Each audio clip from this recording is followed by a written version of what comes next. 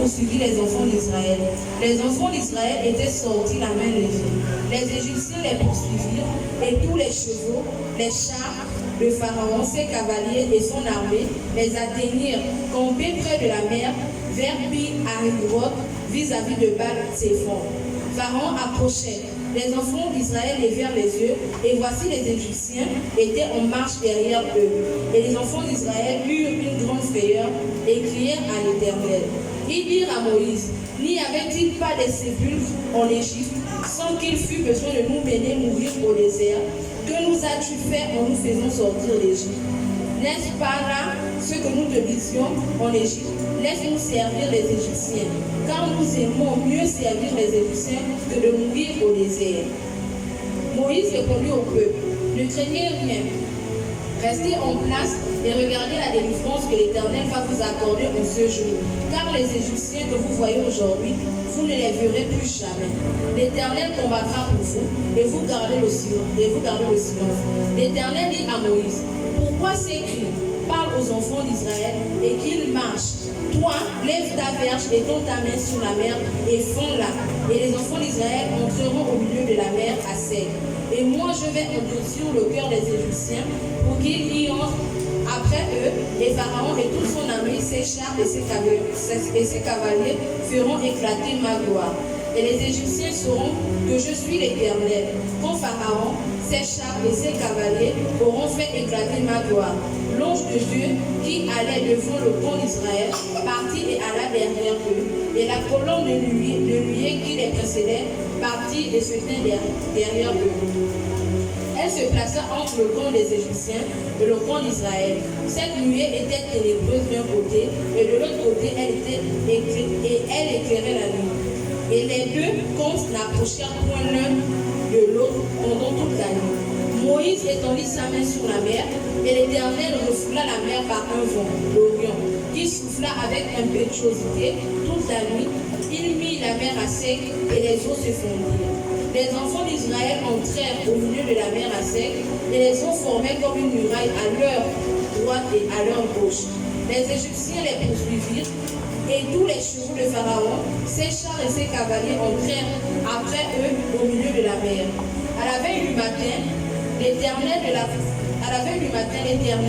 la colonne de feu et de nuée regarda le camp des Égyptiens et mit en désordre le camp des Égyptiens. Il ôta les roues de leurs chars et en rendit la marche difficile. Les Égyptiens dirent alors, fuyons devant Israël, car l'Éternel combat pour lui contre les Égyptiens.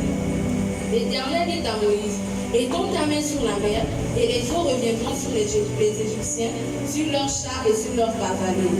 Moïse étendit sa main sur la mer, et vers le matin, la mer reprit son impétuosité, et les Égyptiens s'enfuirent à son approche. Mais l'Éternel précipita les Égyptiens au milieu de la mer. Les eaux revinrent et couvrirent les chars, les cavaliers et toute l'armée de Pharaon, qui était entrée dans la mer après les enfants d'Israël, et il n'en échappa pas un seul. Mais les enfants d'Israël marchèrent à sec au milieu de la mer, et les eaux formaient comme une muraille à leur droite et à leur gauche. En ce jour, l'Éternel délivra Israël de la main des Égyptiens, et Israël vit sur le rivage de la mer des Égyptiens qui étaient morts. Israël vit la main puissante que l'Éternel avait dirigée contre les Égyptiens, et le peuple craignit l'Éternel, et il crut en l'Éternel, en Moïse, son serviteur. Alléluia. Vous avez bien écouté combien de fois notre Dieu est très puissant.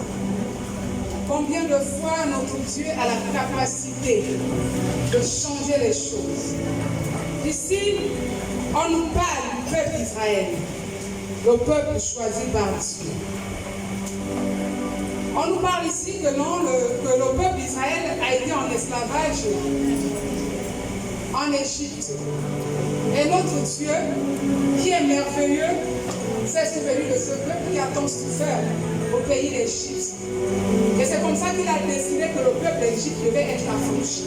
Et il a trouvé les voies et moyens pour faire sortir ce peuple d'Égypte, pour aller face à la mer Rouge.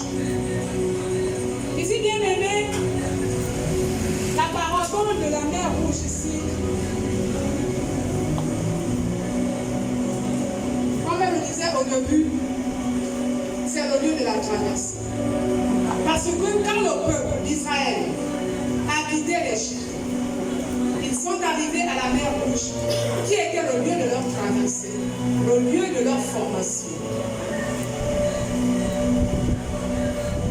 Le peuple d'Israël ne pouvait pas rentrer dans sa bénédiction s'il ne pouvait pas affronter la mer Rouge. C'est comme toi et moi, étant ici, étant enfants de Dieu, nous ne pouvons pas rentrer dans nos bénédictions, nous ne pouvons pas rentrer dans notre destinée si nous n'avons pas affronté la mer Rouge.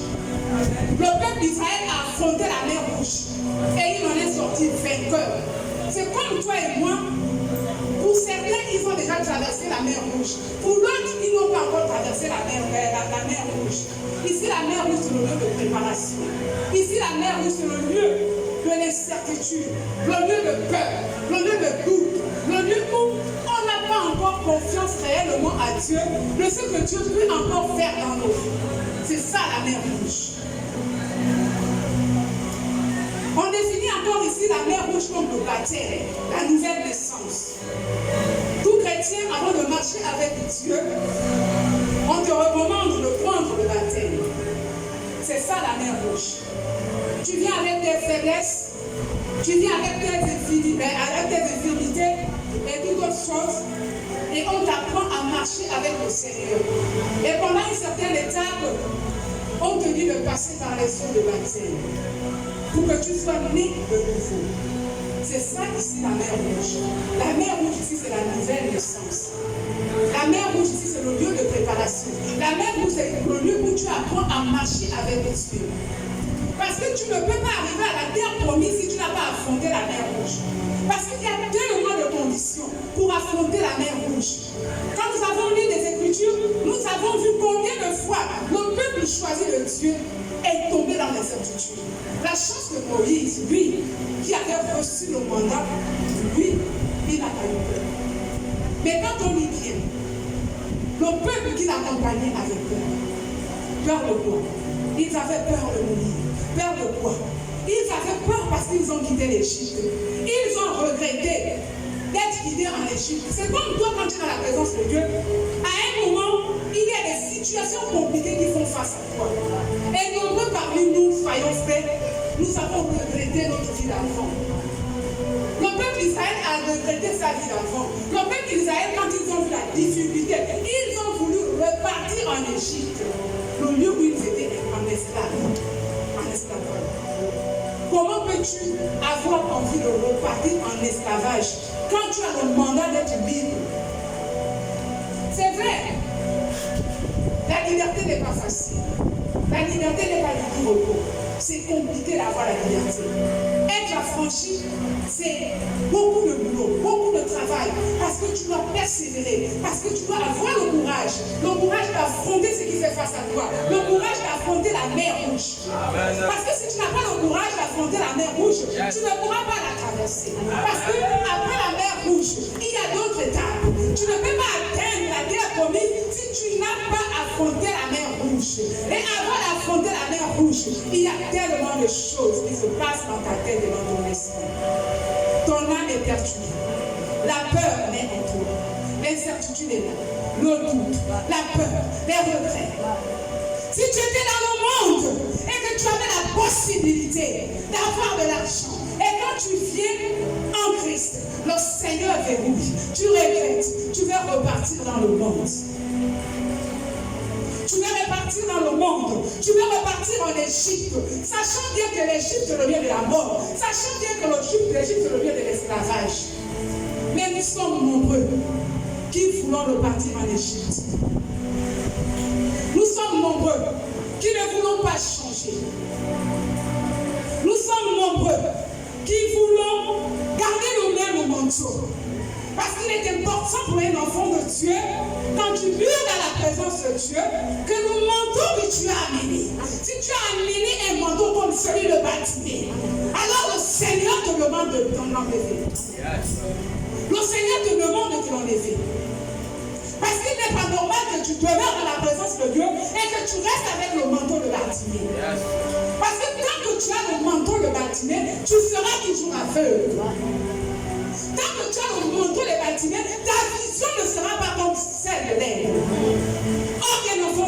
Dieu d'avoir la vision de l'air.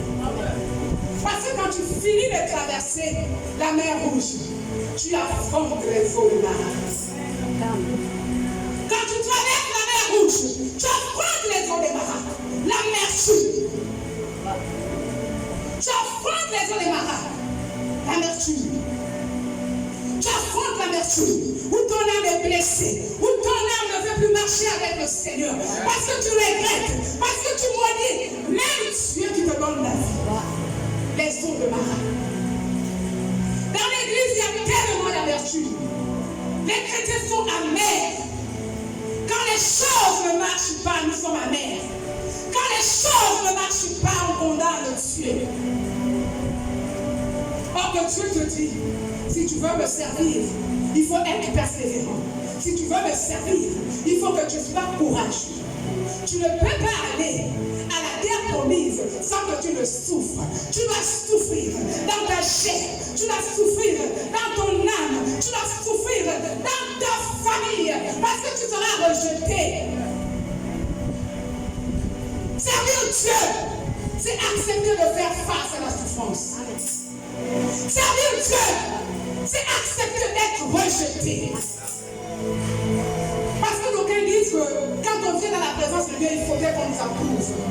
Celui qui croit que dans la présence de Dieu, on l'approuve, il est immature. Amen. Ceux qui cherchent à être approuvés dans la présence de Dieu, c'est les immatures. Amen. Tu viens dans la présence de Dieu, tu fais ce que Dieu te dit. Amen. Que ton frère t'aime, que ton frère ne t'aime pas, tu n'es pas à son service. Tu es au service de Dieu. Tu n'as pas besoin d'être approuvé par un frère, par une sœur. Tu marches parce que tu as le mandat. Amen. Moïse avait le mandat. Il a divisé la mer avec le mandat, avec le bâton. Est-ce que le bâton, c'est l'autorité que Dieu te donne? Si Moïse n'avait pas ce bâton, il n'allait pas diviser la mer en deux. Le bâton, c'est l'autorité que Dieu te donne. Et quand tu as ce bâton, que l'on t'aime, que l'on ne t'aime pas, maman, papa, tu t'en fous. Parce que tu es au service. Est-ce que tu te donne le souffle? Tu n'es pas au service des gens. Tu n'as pas besoin d'être éprouvé.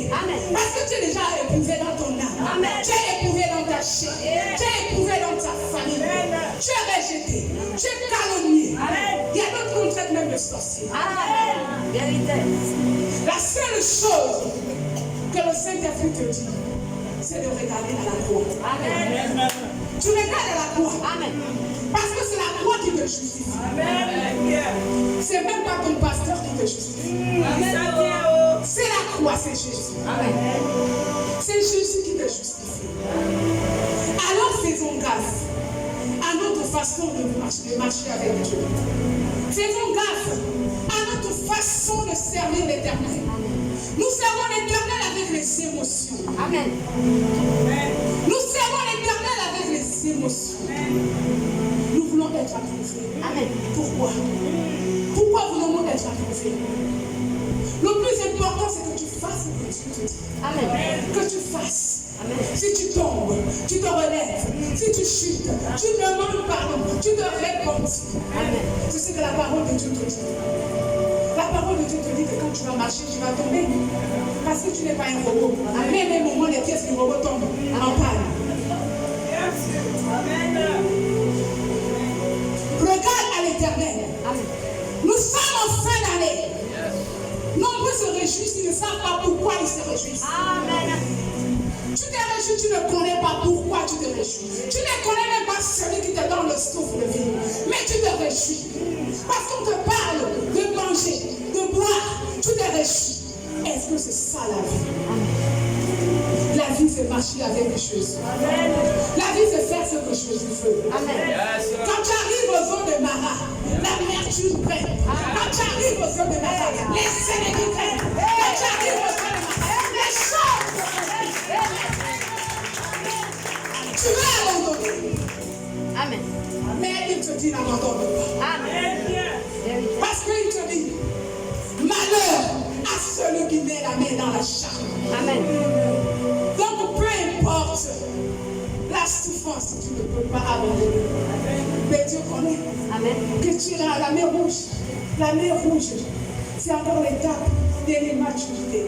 Il sait que là-bas, tu as le droit de bouler, le droit de murmurer. C'est comme dans les eaux de Mara.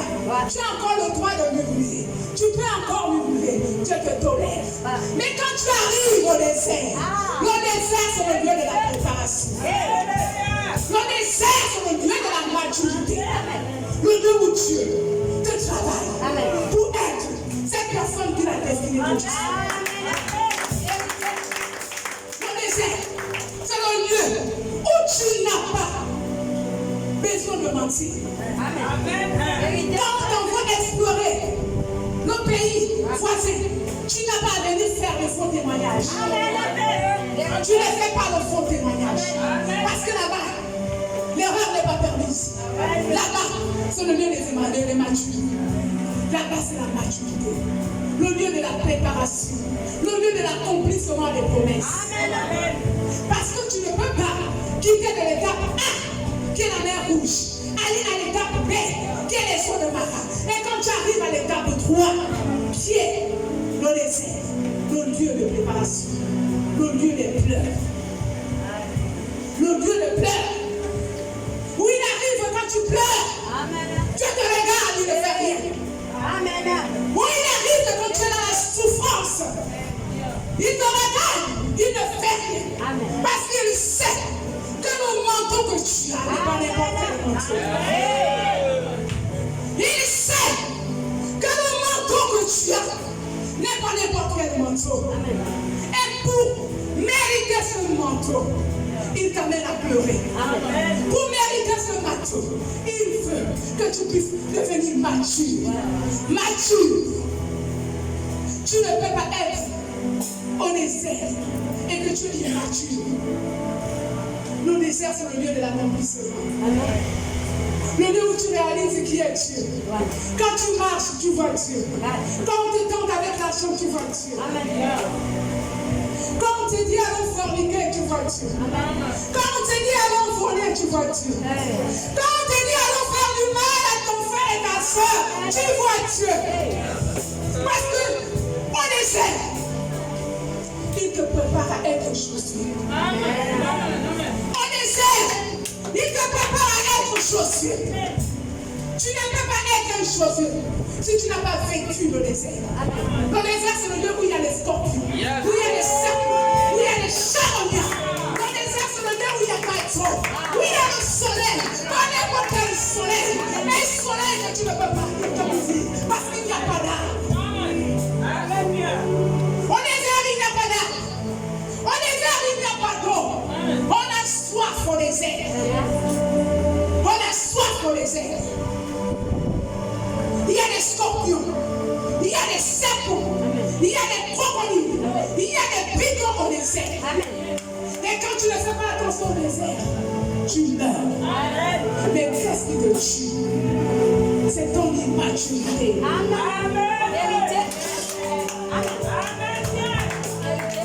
Nombreux meurent. Ils accusent les sorciers. Oui, les sorciers font les dégâts. Mais tu as 75% de responsabilité. Amen. Avant que le démon ne fasse face à toi, c'est parce qu'il sait qu'il y a sa nature en toi. Il reconnaît qu'en toi, il y a un caractère qui m'appartient. Il reconnaît en toi qu'il y a un marteau qui l'appartient. Et là, tu lui donnes le mandat de faire de toi ce qu'il veut. Aujourd'hui, il nous reste quelques jours pour crier bonne année. Mais dans quelles conditions? Il y a des malades dans les hôpitaux. Il y a des prisonniers qui n'ont pas à manger, qui souffrent. Mais toi et moi, on se réjouit parce qu'on a à manger, on a à boire. Est-ce que nous méritons d'être chrétiens? Être chrétien, c'est être au service des autres. Tu ne peux pas être chrétien et que tu es au service de toi-même. Être chrétien est au service des autres. Jésus a passé 3 ans de sa vie à être au service des autres. Il est mort pour les autres, pour les infidèles que nous sommes. Jésus n'a pas regardé à lui, mais Jésus a regardé au centre. Et c'est le message que le Saint-Esprit veut te faire passer ce soir. Quelles sont tes attentes pour 2026? Est-ce que tu vas penser seulement à toi, ou est-ce que les autres seront la priorité? Amen. Qu'est-ce que le Saint-Esprit te dit? Pourquoi es-tu dans la présence de Dieu? Est-ce que tu viens parce que pasteur Gustave est le pasteur? Est-ce que tu viens parce que maman est là? Ou pourquoi tu viens? Un chrétien conscient vient à la rencontre de Dieu. Amen. Viens à la rencontre de Dieu. Ne viens pas à l'église parce que tu as besoin de miracles. Ne viens pas à l'église parce que tu as besoin de mariage. Viens d'abord chercher Dieu. Et il accomplit les désirs de ton cœur. Il a fait. Aujourd'hui, les enfants de Dieu viennent à l'église par intérêt. Ils viennent parce qu'on les a dit que Jésus donne le mariage, Jésus donne le travail, Jésus donne les enfants, Jésus donne toutes sortes de richesses. Oui, Jésus donne tout ça. Mais Jésus sait que dans tout ça, ton âme a une vie. Parce que quand tu laisses les trésors de ce monde, tu restes seul avec ton âme. Tu restes seul avec ton âme. Parce que c'est l'âme, la chose la plus importante de toi. L'âme. C'est pourquoi Jésus veut que tu prennes soin de ton âme. Oui, Jésus veut aussi que tu prennes soin de tes frères. Mais ton âme aussi. Jésus veut aussi que tu t'occupes des œuvres. Parce qu'il t'a envoyé pour une mission. Parce que chacun de nous a un don et un talent. Et il veut que tu l'utilises pour l'église. À l'église, ce n'est pas un lieu où il y a des spectateurs. Personne ne doit être spectateur dans la musique. Personne ne doit être spectateur dans la musique de Dieu. Chacun de nous doit apporter. C'est comme un feu. Il y a plusieurs bois. Et nous sommes le feu. On ne peut pas se contenter des banalités. Un chrétien normal prie pour être élevé. Un chrétien normal prie même pour faire des relations. Quelles sont tes attentes? Certains ont passé 10 ans dans la présence de Dieu. Tu n'arrives même pas à modérer. La faute c'est à qui? À Jésus ou à toi-même? Tu es dans la présence de Dieu. Tu n'arrives pas à modérer. 10 ans. Nous voici en fin d'année. Fais le bilan de ta vie. Un chrétien normal fait le bilan de sa vie. Parce que si tu ne fais pas le bilan de ta vie, tu ne pourras jamais changer l'état. Parce que longtemps, tu seras immature. Longtemps, le Saint-Esprit te gardera à la même place. Et tous ceux qui viendront après, tu les verras se lever. Tu les verras se lever. Tu les verras se lever. Et tu vas commencer à être dans les eaux de Mara, l'amertume. Parce que tu n'arrives pas à avancer. Non. Tu n'es pas un Dieu de complaisance. Dieu n'est pas un Dieu de complaisance. Dieu veut que tu le serves en esprit et en vérité. Amen. Dieu veut que tu le serves en esprit et en vérité. Voici combien de fois nos frères dans le monde sont perdus. Quand une âme quitte l'église, oh Jésus, on ne s'inquiète plus. Quand une âme quitte l'église, les évangélistes, vous avez le mandat d'aller annoncer la bonne nouvelle. Mais quand les âmes quittent l'église, ça ne vous fait pas mal. Les intercesseurs, vous avez le mandat de prier pour les âmes. Mais quand les âmes meurent dans les hôpitaux, vous n'avez pas mal. Ça ne vous dit rien. Vous mangez, vous buvez. Les gens meurent à côté de vous. Vous êtes devenus insensibles. Vous êtes dans le paraître. Le paraître. Quand on vous appelle chrétien. Mais quand vous savez venir en tant que chrétien, vous ne baissez pas. Parce que que chacun de nous sait quand il ne pèse pas. Amen. Amen. Les évangélistes, les intercesseurs, intercession, la colonne vertébrale de l'Église. Quand les hommes quittent le ministère, est-ce que tu pries? Évangéliste, quand les hommes quittent le ministère, est-ce que tu vas vers eux? Dieu t'a donné le mandat. Allez, faites de tous les peuples ici. Est-ce que tu le fais? Ou est-ce que tu es chrétien parce qu'il faudrait qu'on t'appelle chrétien? Parce qu'aujourd'hui c'est le buzz. Je suis chrétien, je prêche la parole. Mais ça ne veut pas dire par là que parce que je me tiens ici debout que Dieu m'approuve. Je peux me tenir ici debout et Dieu peut ne pas m'approuver. Mais comme Dieu ne se répand pas de ce qu'il donne, il te laisse continuer. Il te laisse continuer. Aujourd'hui, vous voulez qu'on prêche.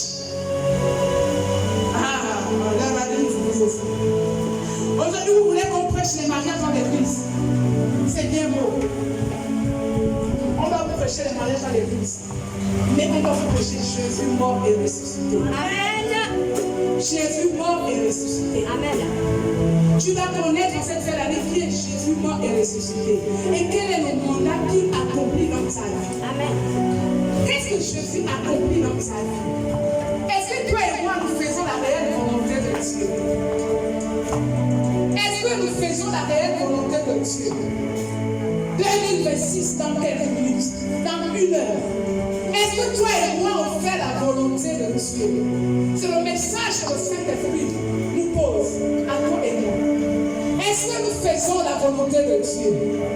Ou est-ce que nous venons seulement parce que nous devons écouter les autres prêcher? Nous devons écouter les chants chanter. Nous devons écouter.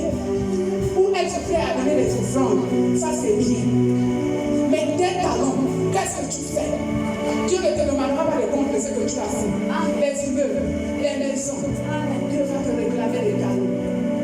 Qu'est-ce que tu as fait? C'est 45 minutes de chaque intervenant. Ah, c'est petit. C'est vraiment petit parce que c'est plus tard. Parce qu'on a beaucoup de choses. Quand on sait que c'est demande de dire des choses, les 45 minutes, c'est quand même petit. Dieu veut que toi et moi, nous puissions nous occuper de ce qu'il a donné. Nous ne sommes pas n'importe qui. Il faudrait que tu réalises que tu n'es pas n'importe qui. Tu es un roi. Tu es une reine. Même si tu n'as pas d'argent, celui qui est en toi est plus fort que celui qui est dans le monde.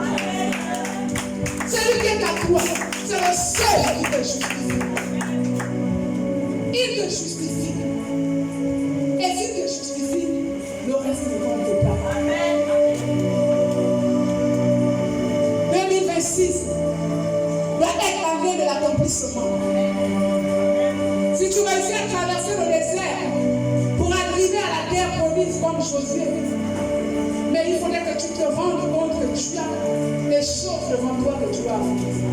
Tu dois affronter la mer rouge, le lieu de lutte, le lieu de l'incertitude, le lieu de la condamnation. Parce que c'est le moment où tu condamnes ton leader. Quand rien ne marche dans ta vie, tu commences à condamner ton leader. C'est ce que le peuple d'Israël a fait. Quand leur vie ne marchait pas, ils ont commencé à condamner Moïse. Il était mieux pour nous que nous puissions rester en Égypte, ne sachant pas que Dieu voulait que sa gloire soit glorifiée dans cette épreuve, dans cette étape. Quand rien ne marche dans nos vies, on commence à condamner les responsables. On commence à condamner les frères et les sœurs. Mais tu as la responsabilité de ta vie. Si tu veux évoluer avec Dieu, la décision de levier. Si tu veux aussi ne pas évoluer avec Dieu, la décision de levier. N'accusez pas les hommes de Dieu ou les femmes de Dieu. Si nous sommes paresseux, c'est nous-mêmes qui sommes responsables. Quand une âme décide de se développer ou de grandir, il ne demande pas d'accord. Lui-même, il demande. Je suis venu à l'église en mission, je ne connaissais pas prêcher. Qui pouvait imaginer que moi, je pouvais prêcher dans ma famille? les enfants de la délaissée. Qui pouvait imaginer que moi, je pouvais me tenir là, devant vous, le peuple de Dieu? Qui pouvait, même moi-même, je ne croyais pas. Et pourtant, je connaissais le ministre dans ce que Dieu a dit à moi. Mais j'avais le doute, les inquiétudes. J'étais à l'écart de la mer Rouge. Il fallait que je traverse la mer Rouge, que je prenne le baptême pour que je commence à prendre conscience. Mais quand je suis arrivée aux eaux des marins, j'étais toujours immature. Parce que l'amertume était toujours là.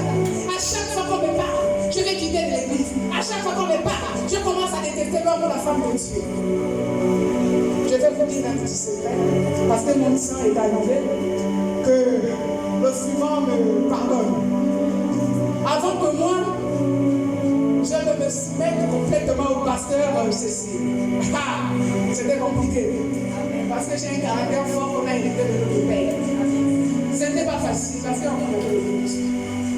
Si le Saint-Esprit n'est pas venu à plusieurs fois me dire, je n'allais jamais me soumettre. Et même quand il me disait, je croyais que non, ce n'est pas toi, c'est quelqu'un d'autre. Il a fallu qu'il vienne. Au fait, il m'a exigé, au fait, il m'a imposé. Il m'a dit que tu le veux ou pas, tu vas te soumettre. Que tu le veuilles ou pas, tu vas te soumettre. Et je ne sais même pas si elle-même, elle commence à te consacrer. Parce que j'arrive déjà à faire des choses que je n'acceptais pas.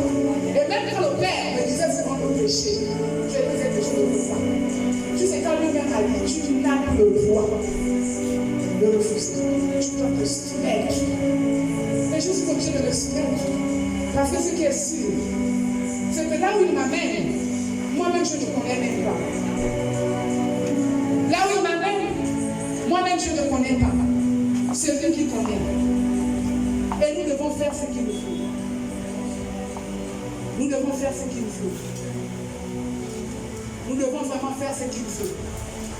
Je passe.